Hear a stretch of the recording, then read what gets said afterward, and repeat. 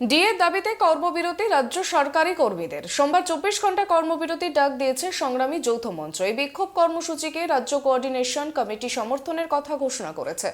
কর্মবিরতির কথা জানাতে ইতিমধ্যেই রাজ্যের মুখ্য সচিবকে চিঠি দিয়েছে সংগ্রামী যৌথ মঞ্চ। 2009 থেকে এখনো পর্যন্ত এআইসিপিআই অনুসারে বকেয়া মহার্ঘ ভাতার দাবি জানিয়েছে সংগঠনটি। এছাড়াও সমস্ত শূন্যপদের স্বচ্ছ নিয়োগের দাবি জানিয়েছে তারা। এদিন ধর্মতলা ধর্ণা মঞ্চে প্রচুর কর্মচারীরা যোগ দিয়েছেন। তারা ক্রমাগত স্লোগান তুলেছেন। তাদের একটাই দাবি, বকেয়া ডিএ দিতে হবে ও নিয়োগের ক্ষেত্রে স্বচ্ছতা বজায় রাখতে হবে। পাশাপাশি তারা অনশনেও সামিল হয়েছে। আজকে তাদের অনশনের 4 দিন। এদিন সরকারি কর্মীরা হুঁশিয়ারিও দিয়েছেন, যদি বকেয়া ডিএ না পান তাহলে সরকারকে তারা অচল করে দেবেন, অর্থাৎ সরকারি অফিসে কোনো কাজ হবে না।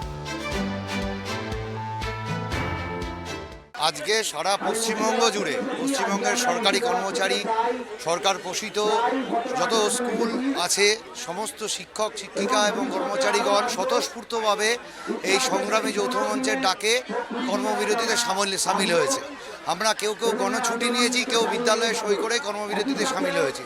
মনে রাখতে হবে যে পশ্চিমবঙ্গ সরকার এক ভ্রান্ত অপপ্রচার চালাচ্ছে যে আমাদের নাকি ডিএ কেসটা আদালতের বিচারাধীন। কিন্তু এটা মনে রাখতে হবে, আদালতের বিচারাধীন হচ্ছে রোপা 2009-এর বকেয়া। রোপা 2019-এ এখনো অবধি আমাদের যদি কেন্দ্রীয় সরকারের সঙ্গে ডিফারেন্স দেখি তাহলে প্রায় 39% বকেয়া হয়ে গেছে। সেটা দিতে আপত্তি কোথায়?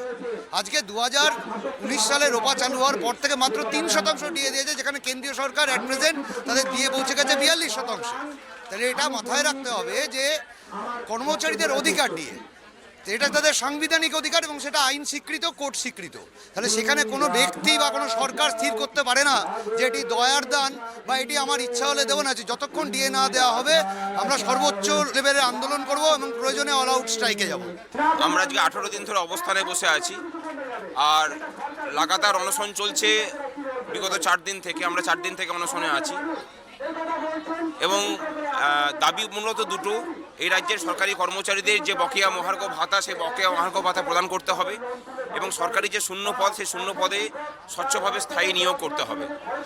এই নিয়ে লড়াই চলছে। আজকে পূর্ণ দিবস কর্মবিরতি রয়েছে। গোটা রাজ্য জুড়ে কর্মবিরতি পালিত হচ্ছে এবং বিগত 12 বছরে এইরকমভাবে কর্মবিরতি কোনোদিন হয়নি। যেভাবে কর্মবিরতি পালিত হচ্ছে, এই অভাবনীয় কর্মবিরতি আজ পর্যন্ত কোনোদিন হয়নি। যদি এরপরেও সরকার না মানে, আমাদের অনশনকারীদের সংখ্যা বাড়বে। লাগাতার কর্মবিরতিতে জায়গাতে আমরা যাব। হ্যাঁ, আমি তো বরাবরই 2012 সালেও আমি রাইটার্স বিল্ডিংয়ে অনশন করেছিলাম। 22 দিনের মাথা অসুস্থ হয়ে পড়েছিলাম। তখন কর্মচারীরা এই সরকারের চরিত্র বুঝতে পারেনি। আজকে তারা বুঝতে পারছে যে এই সরকার কতটা নির্মম, নিষ্ঠুর এবং কেন্দ্রীয় সরকারের থেকে সমস্ত টাকা পাওয়া সত্ত্বেও তারা সেই টাকা আমাদের দিচ্ছে না।